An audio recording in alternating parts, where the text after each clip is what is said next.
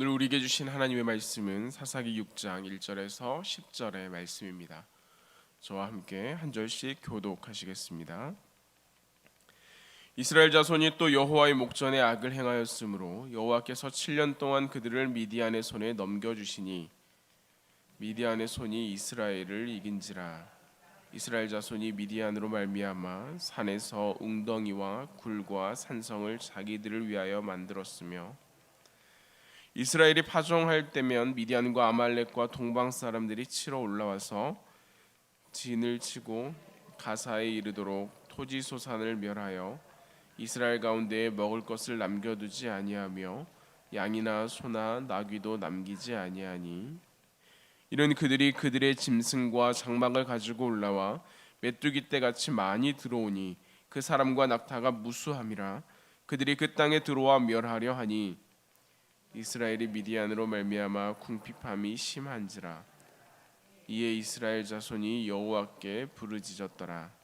이스라엘 자손이 미디안으로 말미암아 여호와께 부르짖음으로 여호와께서 이스라엘 자손에게 한 선지자를 보내시니 그가 그들에게 이르되 여호와께서 이같이 말씀하시기를 이스라엘 하나님 내가 너희를 애굽에서 인도하여 내며 너희를 그 종되었던 집에서 나오게 하여 애굽 사람의 손과 너희를 학대하는 모든 자의 손에서 너희를 건져내고 그들을 너희 앞에서 쫓아내고 그 땅을 너희에게 주었으며 내가 또 너희에게 이르기를 나는 너희의 하나님 여호와이니 너희가 거주하는 아모리 사람의 땅의 신들을 두려워하지 말라 하였으나 너희가 내 목소리를 듣지 아니하였느니라 하셨다 하니라. 아멘. 이스라엘 백성이 애굽에서 나와 40년을 광야에서 지내고 이제 가나안에 들어온 이야기가 함께 보는 사사기의 내용입니다. 물론 이 가나안에 들어오는 과정이 그렇게 수월하지만은 않았습니다. 왜냐하면 홍해도 지나야 했고 광야의 시간도 지나야 했으며 또한 가나안을 목전에 둔 그 상태에서는 요단도 건너야 했고 여리고성은 난공불락 이길 수 없는 성이라 유명한 그러한 성이었기 때문입니다. 그렇기 때문에 하나님께서는 이 광야의 시간을 통해서 또한 요단을 통해서 또한 길갈과 여리고성을 통해서 그들에게 하나님의 은혜로 살아가는 삶에 대해서 이야기했습니다. 하나님께서 돌보아 주심으로 살아가는 삶, 여기에 대해서 끊임없이 그들을 훈련하시고 말씀하셨던 것입니다. 홍해를 건널 때는 모세라도 있었지만 이제 모세가 죽고 나서 요단을 건너야 되는 이스라엘 백성에게는 누구를 의지하여 이것을 건넌다라고 하는 것이 만만하지 않았습니다. 어떻게 이 요단강을 건너야 합니까? 여기 역시 크게 물살이 흐르는 때에 장정이라도 휩쓸려 갈 수 있는 이 자리에서 이들이 이 요단을 건너가는 방법에 대해 하나님께서는 제사장들이 어깨에 언약궤를 메고 이 요단의 발을 디디라 이렇게 이야기하셨습니다. 하나님의 말씀 이것을 따르자면 우리의 생각 가운데서는 이 물살에 우리가 휩쓸려 갈 수 있을 텐데요 라는 질문이 나오기 쉬운 그러한 일이죠.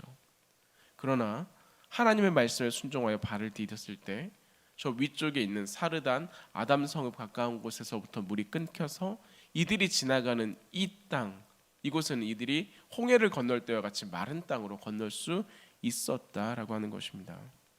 즉 이들은 이 사건을 통해서 모세가 아니라 하나님이 우리를 이끌어 가셨구나, 그 하나님이 지금도 우리를 인도하고 계시는구나 라고 하는 것을 경험하는 시간이었다라고 하는 것입니다. 요단을 건넌 후에 그들 앞에는 여리고성이 있었습니다. 그러나 그 여리고성보다 더 큰 이들의 마음의 어려움은 도착한 길갈에서 할례를 하라는 것입니다. 이들의 등 뒤에는 그들이 건너온 요단강이 있고 그들의 앞에는 여전히 여리고성이 있습니다. 그러나 여기에서 할례를 한다라고 하는 것은 이 여리고성을 눈앞에 두고 무방비 상태에 들어가는 것과 마찬가지입니다. 요단에 물이 많다라는 것은 이때가 여름이라 하는 것을 말해주는 것인데 지금처럼 수술용 도구도 소독제도 없는 이곳에서 수술을 해야 되는 이 상황은 이들에게 굉장히 어려운 자리다라고 하는 것입니다. 그러나 그럼에도 불구하고 하나님의 말씀에 순종하여 이들이 그곳에서 하나님의 백성됨을 증명하는 할례를 행했을 때 하나님께서 그들을 지키심을 이들은 다시 한번 경험합니다. 내가 아무것도 할 수 없을 때, 내 힘에 아무런 힘이 없을 때, 그럼에도 불구하고 그들을 지켜가시는 하나님, 이스라엘은 이 요단을 건너 가나안에 들어가면서 이 하나님을 경험하는 것입니다. 그렇다면 여리고성은 어땠습니까? 굉장히 어려운 성, 굉장히 강한 성, 전략적으로 또한 그 지역을 이끌어가는 굉장히 중요한 성으로, 예전부터 부유했던 성으로 이스라엘 민족과는 천지 차이에 있는 성입니다. 더구나 그러한 중요한 자리이기 때문에 수많은 전쟁이 그 안에 있었고, 그로 인해서 여리고의 사람들은 전쟁에 익숙한 자들이라는 것입니다. 그에 반해 이스라엘 사람들은 광야에서 태어난 사람들입니다. 그들이 이 가나안에 들어왔지만 무기 한번 제대로 쥘 수 있는 사람은 여호수아와 갈렙 외에는 없다라고 보는 것이 더 맞을 것입니다. 그럼에도 불구하고 이들은 이제 여리고와 싸워야 되는 것인데, 그러면 어떻게 됩니까? 너무나 당연하게도 질 수밖에 없습니다. 우리가 잘 아는 그 모습 그대로, 우리가 생각하는 그대로 이들은 전쟁의 결과를 예상할 수 있다는 것입니다. 그러나 우리가 성경에서 살펴보듯이 이 전쟁의 결과는 여리고에 있는 것이 아니라 하나님께 있었음을, 이스라엘 백성이 승리했음을 우리는 발견하게 됩니다. 하나님의 말씀을 의지해서 침묵해 하루를 돌아가며 마지막 날에 7바퀴를 돌아 나팔을 불 때 여리고성이 무너져 내림을 이들은 경험하는 것입니다. 이것을 통해 무엇을 알게 됩니까? 가나안의 견고한 성도, 가나안의 견고한 군대도 하나님의 말씀을 따라 순종하는 그 앞에 무너져 내려가는 것입니다. 하나님의 말씀이 우리를 승리하게 하심을 이스라엘 백성들은 이 자리에서 경험하는 것입니다. 이것이 광야를 지나면 이제 진짜 전쟁터 가나안에 들어온 땅을 정복해야 하는 이스라엘 백성들이 경험하는, 그리고 이제 앞으로 겪어야 할 이방 사람들의 일들과 또한 우상의 일들 가운데서 어떻게 우리가 승리해야 하는지를 하나님께서는 이들을 가르치시고 훈련시킨 내용이라 하는 것입니다. 이것은 우리의 삶에도 그대로 적용이 가능하지요. 하나님께서 지금 우리를 인도하고 계십니다. 그 하나님께서 우리를 지키고 계십니다. 그 하나님의 말씀에 순종해 나아갈 때 하나님께서는 우리에게 똑같은 승리를 약속하고 계신다라고 하는 것입니다. 그렇게 가나안에 들어간 이스라엘의 민족의 참담함은 어떻게 표현할 수가 없습니다. 하나님께서는 끊임없이 훈련시키셨고 가르치셨고 그들에게 보여주셨지만, 그럼에도 불구하고 이스라엘이 보인 삶의 모습은 하나님 앞에서 이것을 어떻게 설명해야 할지, 1절 말씀 우리 한번 같이 보도록 하겠습니다. 1절입니다. 이스라엘 자손이 또 여호와의 목전에 악을 행하였으므로 여호와께서 7년 동안 그들을 미디안의 손에 넘겨주시니. 우리는 여기서 이 한 구절에서 몇 가지를 알 수 있는데요. 첫 번째는 이스라엘 자손이 여호와의 목전에서 악을 행하였다라고 하는 것입니다. 여기에서 조금 더 집중해서 볼 단어는 여호와의 목전에서라고 하는 것입니다. 이스라엘 백성이 가나안 땅에 들어갔습니다. 여리고성을 물리치고 또한 아이성에서의 사건이 있었지만 그럼에도 불구하고 이기고 나아가서 그 자리에 도착했다라고 하는 것입니다. 이제 여기에서 우리가 삶을 살아야 하는 곳인데, 가나안에서 그들이 경험한 그 사람들의 행동들, 그것들이 이스라엘 사람들 마음 가운데 새롭게 보이는 것입니다. 그래서 그것을 따라하는 것인데, 이것이 이스라엘 백성들에게는 새로운 일이지만 어쩌면 가나안 사람들에게는 그동안 해왔던 익숙한 행동일 수 있습니다. 수많은 사람들이 그것을 통해서 잘 살아가고 있는 것처럼 보이는 그런 일들이 있습니다. 오래전부터 당연한 것, 새로운 것이 아니라 익숙한 것, 다른 것이 아니라 그렇게 살아가야 옳은 것이라고 여기며 그들은 그렇게 살아갔을지 모릅니다. 그러나 우리가 집중해야 되는 그 단어와 같이 이들이 살아가는 이 삶의 방식이 여호와의 목전에서 어떠했는가라고 하는 것입니다. 그중 하나의 예를 들어 여러분께 설명을 드리면, 가나안에는 몰록이라고 하는 신이 있었습니다. 물론 우상이지요. 가나안 사람들은 이 몰록의 신을 섬기면서 그들이 보일 수 있는 최고의 헌신, 최고의 마음은 인신 제사를 드리는 것이라 여겼습니다. 내가 가장 소중히 여기는 것을 태워서 제사를 드린다. 그래서 이들에게는 자녀를 불 위로 지나가게 하거나 또한 태워서 제사를 드리는 일들이 빈번했던 것입니다. 그러나 하나님께서는 이것을 가장 가증하게 여기셨습니다. 하나님이 가장 사랑하시는 사람들, 하나님이 가장 귀하게 여기시는 그 생명, 이를 위하여 예수 그리스도를 이 땅 가운데 보내주셨는데 어찌 이 일이 하나님 앞에 옳은 일이 될 수 있겠습니까? 가나안에 들어간 이스라엘 백성들은 그곳에서 행해지는 새로운 일들을 통해서 어떤 것들은 내 마음에 들어 취하고 어떤 것들은 많은 사람들이 하는 것이기 때문에 그렇게 해도 되는가 보다 따랐을지 모르겠습니다. 우리가 세상에서 경험하는 수많은 일들 앞에 우리의 태도와 같이 말입니다. 그러나 늘 분별해야 하는 것은 그것이 하나님 앞에서 옳은 일인가? 이것을 내가 따라가는 것이 하나님 앞에서 바른 것인가? 많은 사람들이 하기 때문에 또한 내 마음에 들기 때문에 하는 것이 아니라 하나님께서 옳은 일이라 하신 일이기 때문에 하나님 보시기에 좋은 일이기 때문에 행해야 하는 것이 우리의 삶이라는 것입니다. 그러나 하나님 앞에서 그것이 선한 것인지 악한 것인지 분별하는 이것을 이스라엘은 놓쳐버린 것입니다. 두 번째로 이 1절을 통해서 우리가 발견하는 것은 이스라엘 백성은 악을 또 행했다라고 하는 것입니다. 가나안에 들어간 이스라엘 백성을 위해서 하나님께서는 때마다 시마다 그들에게 필요한 하나님의 사사를 보내주셨습니다. 온니엘로부터 에웃 삼갈 드보라에 이르기까지 우리는 그들의 이름을 통해 하나님께서 이루어 가셨던 일들을 알고 있습니다. 이스라엘은 그것을 경험했습니다. 그러나 이스라엘이 끊임없이 반복해서 보인 패턴이 있는데 여호와 앞에서의 죄와 그로 인한 고난, 그리고 고난을 겪으면서 하나님 앞에 엎드러지는 그 부르짖음을 통해 일하시는 하나님의 구원의 사건들, 죄를 지음과 그 반복함, 이것이 이들 가운데는 하나의 패턴이 되었습니다. 그러나 이제 그것이 죄에 무뎌지게 만들어가는 것입니다. 그러니 본문은 이들이 또 악을 행했다라고 말합니다.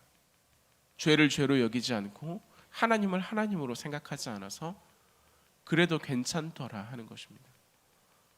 우리 전에도 이렇게 살아갔었지만 그때도 우리가 힘들 때면 하나님께서 구원하시더라. 우리가 엎드리니 하나님께서 우리의 엎드림에 반응하시더라. 그러다 보니 이들에게는 익숙해지는 것입니다. 죄를 짓는 것도, 그 죄에 대해서 무뎌지는 것도, 또한 그 죄의 위협에 대해서 전혀 무감각해지는 그 모든 것들 말입니다. 본문이 우리에게 말해주는 세 번째는 하나님께서 그들을 미디안에게 넘기셨다라고 하는 것입니다. 미디안이 강해서 그들을 이겼다라거나 이스라엘이 약해서 그들이 질 수밖에 없었다, 성경은 그렇게 표현하지 않습니다. 하나님께서 그들을 미디안에게 넘기셨다라고 말합니다. 이스라엘을 이끄시고 지키시고 돌보신 그 하나님께서는 이스라엘을 양육하고 훈계하시기도 하신다는 것입니다. 이스라엘의 생복사화가 미디안에게 달려있거나 이방인에게 달려있는 것이 아니라, 그들의 연약함과 그들의 쇠함에 달려있는 것이 아니라 하나님의 뜻에 달려있으면 그들이 하나님의 백성이기 때문입니다. 그렇게 우리는 우리의 초점을 다시 하나님께로 돌려놓을 필요가 있습니다. 우리는 하나님의 백성이기 때문입니다. 하나님께서는 요단의 사건을 통해서, 길갈의 할례와 여리고성의 사건을 통해서 하나님께서 이 모든 것들을 이끌어 가시고 돌보시는 분이다라고 하는 것을 말씀해 주셨습니다.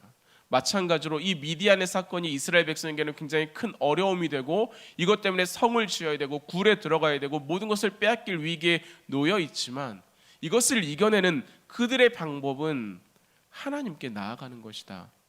성경은 우리에게 증거하고 있는 것입니다. 이스라엘이 이 사실을 몰랐을까요? 이스라엘은 너무나 잘 알고 있었습니다. 이스라엘은 하나님께 나아가야 우리가 구원을 받는다는 사실을 너무나 잘 알고 있었습니다. 그래서 어떻게 합니까? 그들의 미디안의 공격과 이들의 어려움 가운데서 이들은 하나님 앞에 나아가 엎드립니다. 부르짖습니다. 6절과 7절은 이것을 반복해서 이야기하므로 이스라엘 백성이 하나님께 나아갔다라고 하는 것을 말해줍니다. 그러나 그 부르짖음에 하나님께서는 무엇이라 말씀하시냐면 8절에서 10절까지의 내용이 한 선지자를 통해 이스라엘에게 말씀하시는데요, 10절의 말씀을 우리가 같이 보도록 하겠습니다. 10절입니다. 내가 또 너희에게 이르기를 나는 너희의 하나님 여호와이니 너희가 거주하는 아모리 사람의 땅의 신들을 두려워하지 말라 하였으나 너희가 내 목소리를 듣지 아니하였느니라 하셨다 하니라. 이스라엘은 고난과 환난, 어려움과 두려움 앞에서 하나님 앞에 엎드리고 간구합니다. 하나님께서는 그 간구함에 응답하시는 분임을 잘 알고 있기 때문입니다. 그러나 이것이 반복되다 보니 이들이 죄를 또 지어가는 것처럼 간구가 어느새 습관이 되었습니다.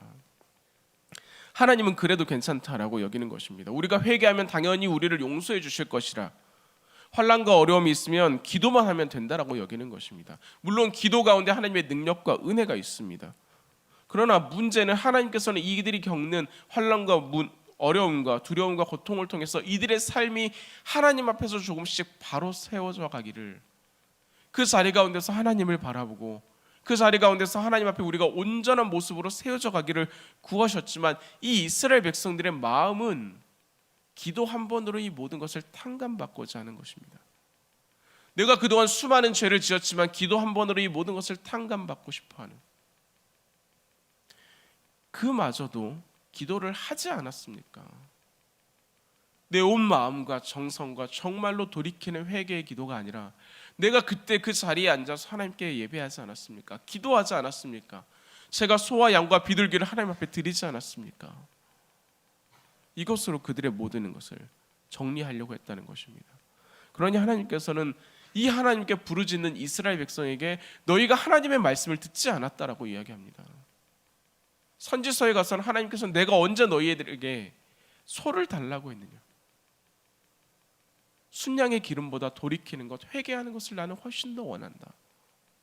너희들의 마음이 하나님께 있는 것을 원한다라고 이야기하는 것입니다. 그러니 하나님의 말씀을 듣지 않는다라고 말씀하시는 이 책망하는 것처럼 여겨지는 이 말씀은 잘못된 길로 가는 자녀를 바라보는 부모의 심정처럼 여겨집니다. 자녀의 종아리를 치는 부모의 마음이 더 아픈 것처럼 이스라엘을 치며 이스라엘을 붙잡는 그 하나님께서는 간절한 마음으로 그들에게 부르짖는 것입니다. 하나님께로 돌아와야 한다. 하나님 앞에서 우리의 마음을 바로 해야 한다. 이것이 이스라엘을 보시는 하나님의 마음, 오늘의 본문을 통해서 우리가 발견하게 되는 하나님의 마음인 것입니다. 그렇게 오늘 이 본문을 통해서 우리는 우리의 모습을 돌아볼 수 있으면 좋겠습니다. 먼저 우리에게도 회개가 마음 없는 도피처가 되어 있지 않습니까? 내가 정말로 그러한 마음이 없으면서도 회개하는 것으로 우리의 모든 것을 탕감받고자 하는 마음이 있지 않습니까? 우리의 기도가 돌이킴 없이 그저 형태만 남아있는 것은 아닌지요. 하나님의 말씀을 듣지 않고 하나님 앞에서 옳은 것보다는 많은 사람들이 그렇게 살아가니까, 내 마음에 그것이 좋으니까 따라가는 것이 우리의 삶의 방식은 아닌지 우리는 돌아보아야 한다는 것입니다. 동시에 우리는 우리의 삶의 중심에 그 하나님이 계시는지를 살펴야 합니다. 그 하나님이 우리 안에 계실 때 우리는 비로소 온전하고 안전할 수 있기 때문입니다. 이스라엘 백성을 이끌어 가셨던 그 방식처럼 하나님께서는 여전히 우리를 지키시고 우리를 이끌어 가시기 때문입니다. 그래서 우리 이 시간에 하나님 앞에 나아가 하나님을 우리의 중심에 모시고 하나님의 목전에서, 여호와의 목전에서 신실하고 진실하게 설 수 있는 우리가 되기를 바랍니다. 이스라엘로 요단을 건너고 길갈과 여리고성을 다 지나게 하신 그 하나님께서 하나님 앞에 바로 서기를 구하고 그 중심에 하나님을 모시기를 원하는 우리 가운데도 이 모든 환난과 어려움 가운데서 안전하고 온전하게 지켜가심을 말씀하고 계시기 때문입니다. 이 하나님의 약속이, 이 하나님의 은혜가 우리의 삶 가운데 경험되어지기를, 그래서 기쁨과 감사로 고백할 수 있는 우리의 삶이 되기를 주님의 이름으로 기원합니다.